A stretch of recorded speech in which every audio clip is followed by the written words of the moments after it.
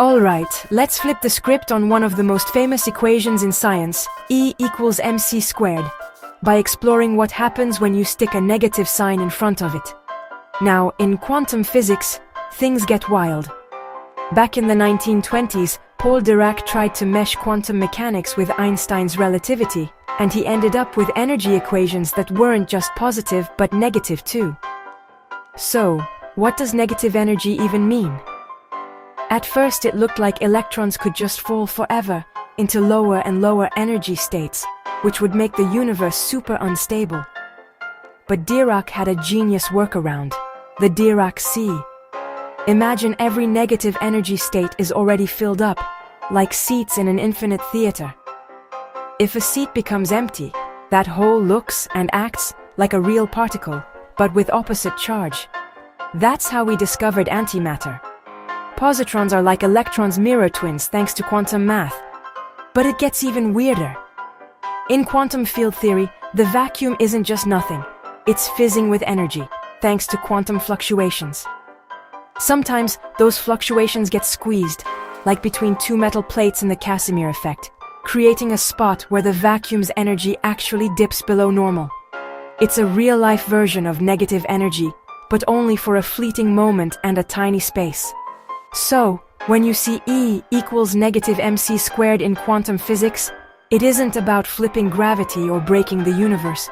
It's about understanding how particles, antimatter, and even empty space get their properties, and how our universe stays balanced on the razor's edge between possible and impossible.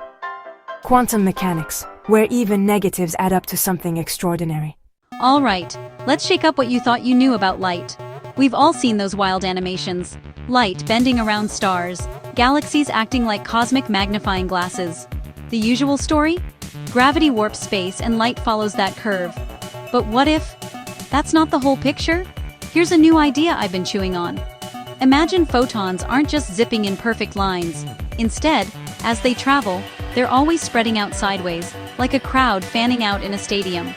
Now toss a massive object into their path, like a star. Some of those spreading photons get blocked. But the rest?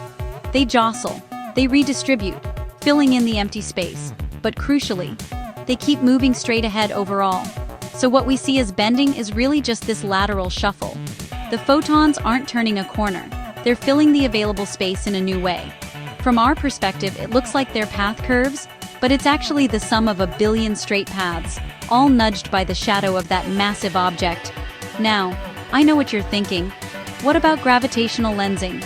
Multiple images, weird time delays, all the stuff general relativity nails perfectly.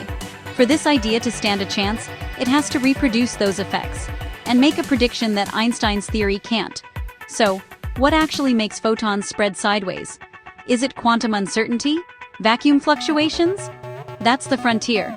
If I can pin down those details and crunch the numbers, maybe there's a new testable prediction out there. Until then, this is food for thought. Could we be seeing light's clever workaround and not actual bending? Let me know what you think. Is the bending of light just an illusion?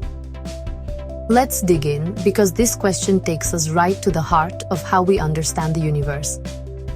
When I shine a beam of light through water or glass, it really does change direction. A phenomenon called refraction. This isn't just photons fanning out and tricking my eyes. What's happening is, photons, the particles of light, are interacting with the electrons in the material. This changes the speed and direction of the light wave. So, the bending? It's absolutely real, and it matches the predictions of optics.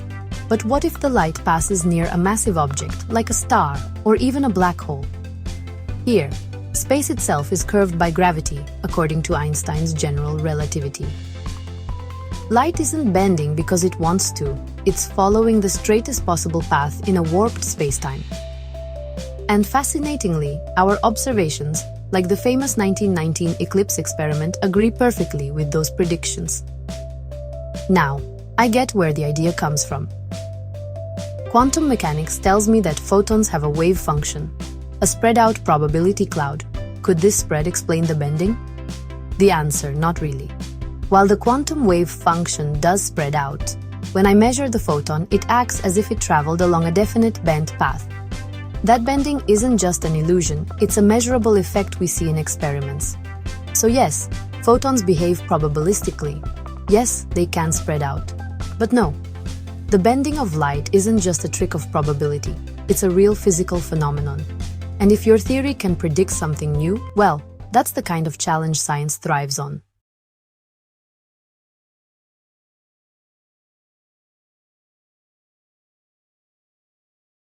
Gravitation is not limited to C as explained in relativity theory, which is a planet-Boobdary model. The quanta physics theory by Rodney Kowaczewski is a infinite zero energetic field which changes nearby planet energies. These local planet energies are bound by general relativity theory, the quanta physics theory framework. Within Rodney Kowaczewski's quanta physics theory, the architecture of the cosmos shifts away from the bounded speed of light restricted constraints of standard planetary relativity.